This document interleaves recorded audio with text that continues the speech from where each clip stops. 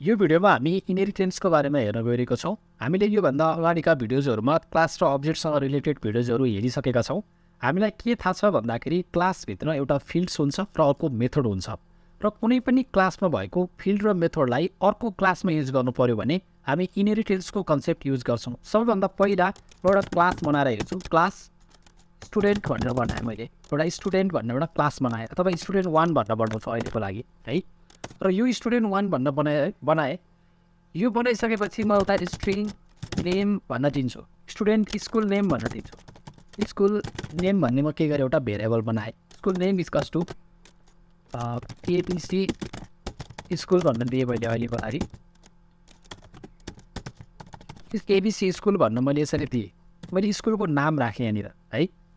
र स्कुलको नाम राखिसके पछाडि अब मैले एउटा क्लास स्टुडेन्ट 1 बनाएको थिएँ। स्कुलको नेम मैले के गरेँ, एबिसी स्कुल राखेँ। अब मैले के गर्दैछु भन्दाखेरि स्टुडेन्टहरूको रेकर्डको सिस्टम बनाउँदैछु रे सपोज, र एउटा मलाई बनाउनु पर्ने भयो, एउटा फिल्डको नाम स्कुल नेम चाहियो। अब सपोज गर्नुहोस् मैले अर्को क्लास बनाउँछु, क्लास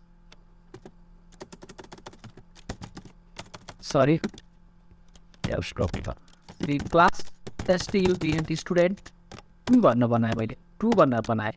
त्यसपछि म यो स्टुडेन्ट 2 भित्र के गर्छु भन्दा मलाई एक्ज्याक्टली के भइरहेको छ भन्दा स्टुडेन्ट 1 मा स्कुल नेम थियो, अब स्टुडेन्ट 2 पनि त्यही स्कुलको हो भने त के हुन्छ, स्कुल नेम त उसको पनि सेम हुन्छ। अब मैले string SCHOL school name equals to, अब यो जे छ त्यही एबिसी स्कुलै हो, यसको पनि कन्ट्रोल सी र कन्ट्रोल बी। ओके, अब यसरी मैले लेखेँ। बाँकी कुराहरू के डिस्प्ले गर्ने, आउटपुट के निकाल्ने भन्ने कुरा आफ्नो ठाउँमा छ। अरू फिल्डहरू पनि हुन्छन्, अरू मेथडहरू पनि होला यो क्लासभित्र। तर यहाँ एक्ज्याक्टली इनहेरिटेन्सको कन्सेप्ट कसरी काम गर्छ, इनहेरिटेन्सको टाइप्सहरू डिफ्रेन्ट छ, त्यसको बारेमा पनि पछि डिस्कस गर्छौँ। तर अहिले कन्सेप्ट मात्रै बुझ्नु होला, किन हामी इनहेरिटेन्स प्रयोग गर्छौँ। इनहेरिटेन्स भने के हो त होइन भन्दाखेरि जब यो स्टुडेन्ट 1 भन्ने क्लासमा मेरो स्कुल नेम भन्ने जुन फिल्ड छ त्यही फिल्डलाई अर्को क्लासमा पनि युज गर्नुपर्ने भयो भने, अथवा भनौँ अर्को क्लासमा पनि त्यही फिल्ड नेम आवश्यकता परिरहेको छ भने, अब हामी यसरी चाहिँ कोड लेख्दैनौँ, हार्ड कोड 2 ठाउँमा लेख्दैनौँ। हामीले जति सक्छौँ ड्राई प्रिन्सिपललाई फलो गर्नुपर्ने हुन्छ हामीले। जस्तो ड्राई भनेको do not repeat your code भन्न भन्छ क्या, ड्राई प्रिन्सिपल है, यो याद गर्नु होला। Do not repeat your code भनेको अलरेडी यो क्लासभित्र छ भने अब हामी अर्को क्लासभित्र त्यही कुरा लेख्दैनौँ, त्यही फिल्डको नेम लेख्दैनौँ। यसलाई मैले अहिले हटाइदिएँ र हामी के गर्छौँ, यहाँ कोलन राख्छौँ। कोलन राखेर हामी के गर्छौँ, स्टुडेन्ट 1 भन्ने हामीले बनिसकेको जुन क्लास छ त्यो क्लासलाई हामी यसरी लेख्छौँ। यसको जुन कोलन लेखेर हामी जुन क्लास नेम लेख्छौँ यसलाई भन्छ इनहेरिटेन्स। हामीले इनहेरिट्स गरेको होइन, त्यसको प्रपर्टिज, त्यसको त्यो जुन यो फिल्डलाई चाहिँ हामीले के गर्यौँ, कपी गऱ्यौँ। अथवा भनौँ त्यहाँ भएको इन्फर्मेसन पनि अब स्टुडेन्ट 2 मा पनि आइसकेको छ। स्टुडेन्ट 2 मा पनि के भइसक्यो, स्टुडेन्ट 1 को इन्फर्मेसन सबै आइसकेको छ है। अब यही कुरा हामीले के गर्नु परेन, रिपिट गरेर फरक फरक ठाउँमा लेख्नु परेन। र जुन स्टुडेन्ट क्लास स्टुडेन्ट 1 भन्ने छ यसलाई भन्छ बेस क्लास है, जुन यसलाई भन्छ बेस क्लास। अथवा तपाईँले यसलाई प्यारेन्ट क्लास पनि भन्न सक्नुहुन्छ, PARENT प्यारेन्ट क्लास पनि भन्न सक्नुहुन्छ, किनभने हामीले यो क्लासको प्रपर्टिजलाई चाहिँ अर्को क्लासमा कपी गर्ने हो नि त। र यो जुन क्लासमा हामीले त्यसलाई चाहिँ इनहेरिट्स गर्छौँ होइन, त्यसलाई भन्छ हामीले derive class, DRIVED derive class भनेर भन्छ, डिराइभ क्लास भनेर भन्छ। अथवा त्यसलाई चाइल्ड क्लास भनेर भन्छ है, चाइल्ड क्लास भनेर भन्छ। अब जस्तै मैले के गर्नु पऱ्यो, मलाई त यसको आउटपुट पनि हेर्नुपर्ने छ नि त, त्यसले काम गर्छ कि गरेको छैन भनेर हेर्नको लागि मैले अर्को एउटा क्लास बनाएँ, क्लास मेन क्लास भनेर मैले बनाएँ।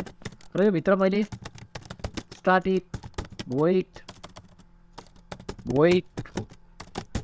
मेन मेन फङ्सन बनाएर म के गर्छु, क्लासको अब्जेक्ट बनाउँछु। क्लासको अब्जेक्ट बनाउने पार्ट हेरिसकेको छ हामीले। सबभन्दा पहिला स्टुडेन्ट 1 को हामीले क्लासको अब्जेक्ट बनायौँ, तर म स्टुडेन्ट 1 को क्लासको अब्जेक्ट अहिले अब बनाउँदिनँ है। म के गर्छु, स्टुडेन्ट 2 को चाहिँ अब्जेक्ट बनाउँछु। स्टुडेन्ट 2 को म क्लासको अब्जेक्ट बनाउँछु र यहाँ स्टुडेन्ट 2 नै राखिदिन्छु म है। यसरी मैले स्टुडेन्ट 2 को बनाइरहेको छु।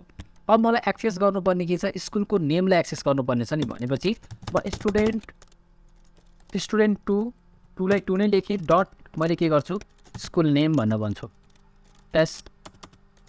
SCHOL स्कुल नेम भने। तर यहाँनिर म के गर्छु, यसमा CW भित्र यसलाई ट्याप गर्छु र कन्सोल डट राइट लाइनभित्र स्कुलको नेमलाई म डिस्प्ले गराइदिन्छु। कन्ट्रोल X गरेँ, कन्ट्रोल V गरेँ, student name. Okay, school name भनेर भने अब यो स्कुल नेम केमा छ यो सबभन्दा पहिला हामीले के गर्नु के कुरा गर्नु पऱ्यो यो प्राइभेटमा हुन्छ त्यस कारणले गर्दा यसलाई म पब्लिकमा राख्छु पहिला है। अब हेर्नुहोस् त मैले स्टुडेन्ट 2 भन्ने क्लासमा त मैले स्कुल नेम त बनाएको छैन नि, मेरो भेरिएबल नेम भन्नुहोस् त फिल्ड मैले बनाएको छैन नि, तर स्टुडेन्ट 2 को अब्जेक्ट बनाएर स्टुडेन्ट 2 क्लासको नै मैले रेफरेन्सको थ्रुबाट मैले के एक्सेस गरिरहेको छु स्कुल नेम एक्सेस गरेको छु। अब यसलाई रन गराउनुहोस्, हेर्नुहोस् रन गराइसकेपछि हामीले खोजेको आउटपुट आउँछ कि आउँदैन।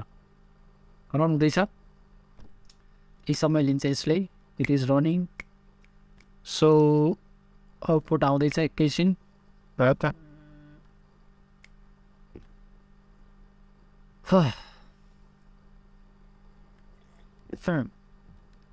स्कुल नेम भनेर मैले भने एबिसी स्कुल भनेर हाम्रो डिस्प्ले भएर आइसकेको छ।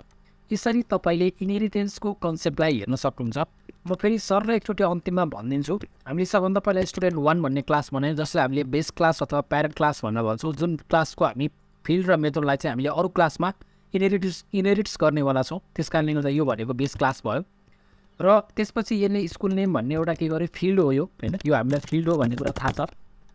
त्यसपछि यही स्कुल नेम चाहिँ हामीलाई स्टुडेन्ट 2 मा पनि चाहिएको थियो, त्यस कारणले गर्दा हामीले यसलाई डिफल्ट लेख्न पनि सक्थ्यो आफैले टाइप गरेर होइन, यही एबिसी स्कुल भनेर। तर यही कुरा हामीलाई स्टुडेन्ट 2 मा चाहिएको कारणले गर्दा हामीले के गर्यौँ यसलाई इनहेरिट्स गरेको, यसलाई यो कोलन दिएर चाहिँ यो क्लासको नाम लेख्ने बित्तिकै यो क्लासमा भएको जुन यो माथिल्लो क्लासमा भएको स्टुडेन्ट 1 क्लासमा भएको सबै तपाईँको चाहिँ क्लास मेम्बरहरू होइन, क्लासभित्र भएको सबै कुराहरू चाहिँ स्टुडेन्ट 2 ले एक्सेस गर्न सक्छ होइन। त्यस पछाडि हामीले क्लास मेन क्लास बनायौँ एउटा, र त्यसपछि हामीले मेन फङ्सन बनायौँ र स्टुडेन्ट 2 को अब्जेक्ट बनाउँदैछु, स्टुडेन्ट 2 क्लासको अब्जेक्ट बनाउँदैछु म। स्टुडेन्ट 1 ले त एक्सेस गर्न सक्छ, थाहा छँदैछ, सिधै देखि नै रहेको छ भने स्टुडेन्ट 2 भन्ने क्लासको चाहिँ अब्जेक्ट बनायौँ हामीले, र स्टुडेन्ट 2 क्लासमा चाहिँ हामीले स्कुल नेम एक्सेस गर्दाखेरि हाम्रो school name ABC school access भयो। त्यसलाई हामी इनहेरिटेन्स भनेर भन्न सक्छौँ। यो नै हाम्रो इनहेरिटेन्सको कन्सेप्ट, यसको टाइप्सहरू छ। र त्यसपछि हामीले कुनै एउटा क्लासले चाहिँ जस्तो अब कहिलेकाहीँ के हुन्छ स्टुडेन्ट 1 भन्ने क्लासबाट चाहिँ म अरू क्लासमा म भित्र भएको क्लास मेम्बरलाई म अरूमा एक्सेस गर्न दिन्न भन्ने जस्तो सिचुएसन आयो भने त्यो बेला कसरी कन्ट्रोल गर्न सकिन्छ जस्तो कुराहरू चाहिँ हामी अर्को भिडियोमा हेर्नेछौँ। केही कन्फ्युजन भयो भने कमेन्ट सेक्सनमा कमेन्ट राख्नु होला, र च्यानलमा नयाँ हुनुहुन्छ भने सब्सक्राइब गर्नु होला, भिडियोलाई लाइक गर्नु होला। धन्यवाद।